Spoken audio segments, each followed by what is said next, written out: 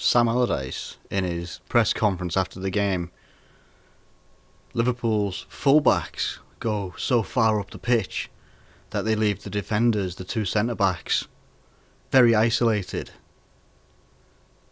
It was easy to put pressure on them. It was easy to get in and around them. The first goal wasn't a mistake. That's exactly how it was planned. It's as if Liverpool hadn't ever been against a Sam Allardyce team before. How do you not know?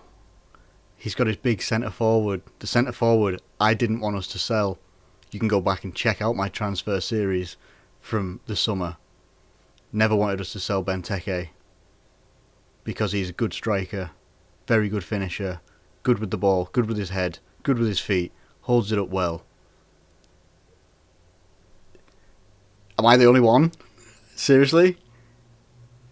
You know what? Because how good would it have been? Say if we're in the same position now, but we had Benteke to call upon when Sturridge injured, Origi, he's not cutting it up front. He's not doing what he did last year. He's not cutting it up front at the moment. It's just not happening. He has some good games, some good parts, some good moments. He's not cutting it. And now we're relying on him. Firmino, it's been brilliant, and I'm not criticising Firmino whatsoever. It's just not. You need to have another option, another way of playing. Benteke could have been that. He could have given you that other option. Could have been that other option. He was certainly an option for them today. What an option he is. What a loss. But those words from Sam Allardyce are words. What do I say in most of my previews lately? I want my back four to stay disciplined, to stay at the back. Be a back four. Be defenders. Prioritise defence over getting forward. And what have they done today? They got too far forward. And they stayed there. Weren't quick enough coming back. First goal, you can see that straight away. Lovren is going to get a lot of stick today. And deservedly so. But these goals could have been stopped earlier. They could have been stopped earlier, and they should have been stopped earlier. And the fact that they weren't, we've now proven that we've still got a mental block against Crystal Palace. I knew it was going to be a tight game. Still thought we would win it though. Thought we'd nick it 1-0. But we didn't, did we? Because we couldn't. Now, top four is not in our hands. We're handing it to everybody else around us. Man City aren't going to go anywhere. Man United are coming up. Not against us. But I think they're only 1 point away from actual top four at the moment. They've got enough games in hand on us that come the end of the season, if we're sat in fourth and they've got a game in hand, they could take us over and we could land in fifth. Really? Is that what we want this season to come down to? Seriously.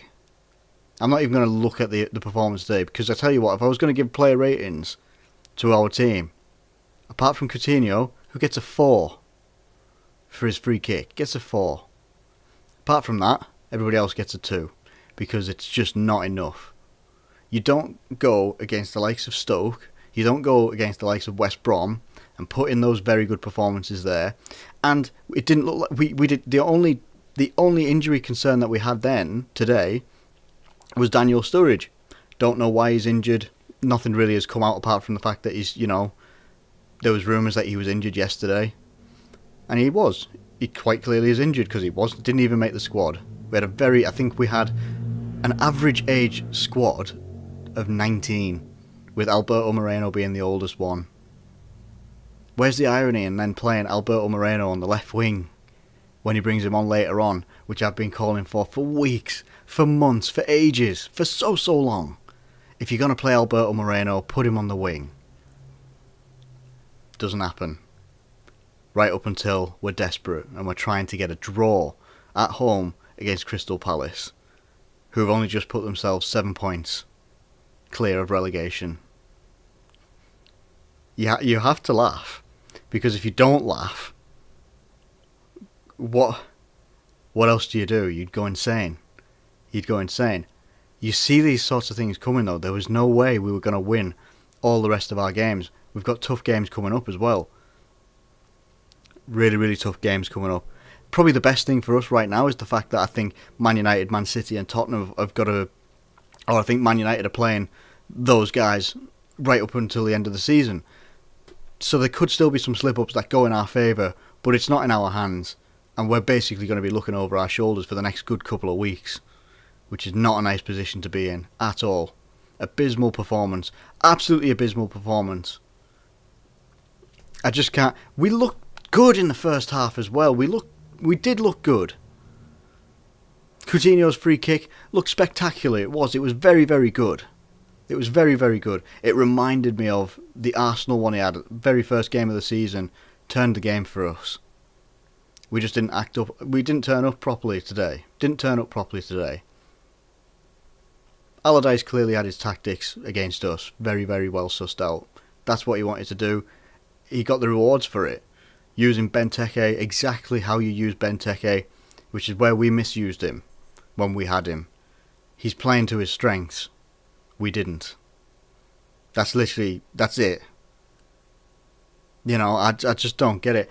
And the other thing that I don't get as well is Klopp in his press conference really, really praising Benteke. He's a top-class striker. This is what he can do to you. Well, why did we sell him? Why did we sell him?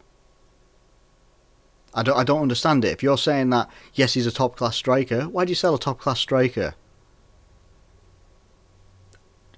Anybody answer it for me, because I don't understand it. I just don't understand it.